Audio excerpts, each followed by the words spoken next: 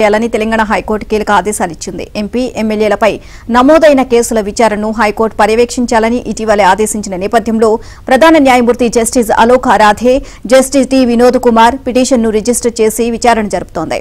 ఇక ఏపీ మాజీ సీఎం జగన్ రెడ్డికి సంబంధించిన 130 డిశ్చార్జ్ పిటిషన్లు పరిష్కారం కాలేదు అని హైకోర్టు వ్యాఖ్యానించింది. వీటి పరిష్కారానికి నిర్ణీత గడువు విధించినా చివరి తేదీని తీర్పు వెలువడలేదు అని రికార్డు చేసింది. ఈ కేసులో 2023 నవంబర్ 24 తర్వాత ఎలాంటి తీర్పులు వెలువడలేదు అని పేర్కొంది.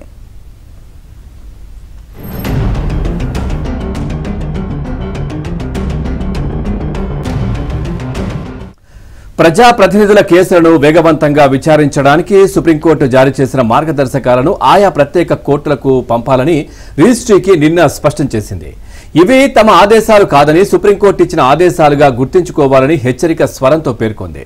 అత్యున్నత న్యాయస్థానం ఆదేశాల మేరకు తాము కేవలం ప్రజాప్రతినిధుల కేసుల విచారణను పర్యవేక్షిస్తున్నామని వ్యాఖ్యానించింది. కేసులు వేగంగా పరిష్కారమయ్యేలా చర్యలు తీసుకోవాలని స్పష్టం చేసింది. హైకోర్టు తాజా ఆదేశాల నేపథ్యంలో నాంపల్లి సిబిఐ కోర్టులో ఉన్న జగన్ అక్రమాస్తుల కేసులో విచారణ వేగవంతమయ్యే అవకాశం ఏర్పడిందని న్యాయ నిపుణులు పేర్కొంటున్నారు.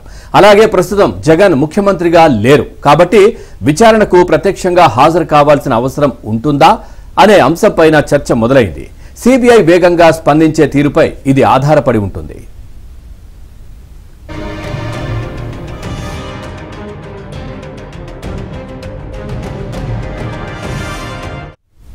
తెలంగాణలో ప్రజాప్రతినిధులపై ఎన్ని కేసులు పెండింగ్ లో ఉన్నాయి అన్న అంశంపై హైకోర్టుకు రిజిస్ట్రీ ఓ నివేదికను సమర్పించింది. దీని ప్రకారం ఎంపీ ఎమ్మెల్యేలకు సంబంధించి కొత్తగా 143 కేసులు ఆయా కోర్టులో నమోదయ్యాయి. దీంతో పెండెన్సీ సంఖ్య 258కి పెరిగింది. వీటిలో 235 కేసుల్లో నిందితులకు సమన్లు జారీ అయ్యాయి. అందులో కేవలం 2 కేసుల్లో మాత్రమే పోలీసులు నిందితులను కోర్టుల ఎదుట ప్రవేశపెట్టగలిగారు. ఇక వివేక హత్య కేసు సిబిఐ కోర్టులోని మాజీ మంత్రి వైఎస్ వివేకానందరెడ్డి హత్య కేసు సైతం సుప్రీంకోర్టు ఆదేశాలతో కడప కోర్టు నుంచి నాంపల్లి సిబిఐ కోర్టుకు బదిలీ అయిన సంగతి తెలిసిందే.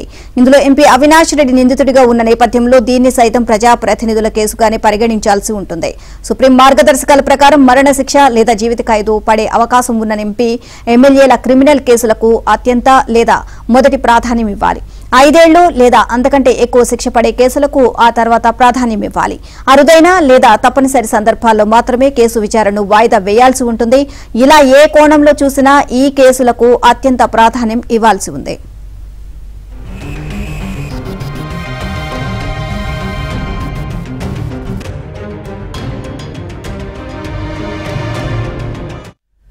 జగన్ అక్రమాస్తులకు సంబంధించిన కేసులు నిన్న సిబిఐ కోర్టు ఎదుట మరోసారి విచారణకు వచ్చాయి. నిందితుల తరపు న్యాయవాదులు సమయం కోరడంతో న్యాయమూర్తి టి రఘురాం విచారణను ఈ నెల 19కి వాయిదా వేశారు.